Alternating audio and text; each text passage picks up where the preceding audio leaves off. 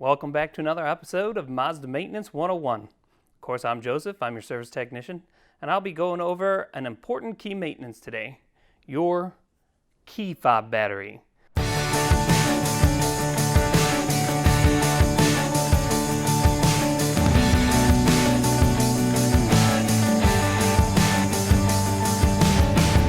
So in your cluster, when you're looking out your front window, sometimes you get a warning that says low key fob battery.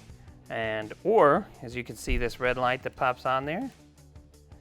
All you gotta do is replace this battery. It's really cheap, it's really easy. Are you ready? Let's do this. All right, really easy. You've got this button right here. You just push that button over, and pull this little key out. If you didn't know you had an emergency key, now you do. Everyone has this.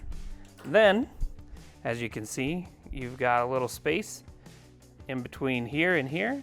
You just put a little something in there to pry, and you pry it open. And once you got that edge open, you can pry all the way down. Of course, I'm looking at it, so until it pops. Once it pops off, that's it.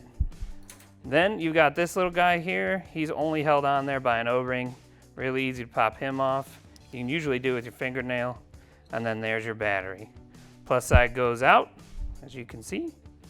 Minus side goes down. And it'll tell you on your old battery what kind of battery it is.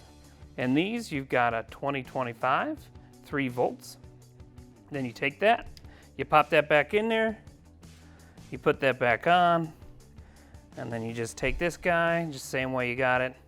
Click, click, and you make sure you click all the way around. Click. You can see it's closed. Slide your key back in. As always, thank you again for joining us at another episode of Mazda Maintenance 101. From all your friends here at Nelson Mazda, we want to wish you a happy day.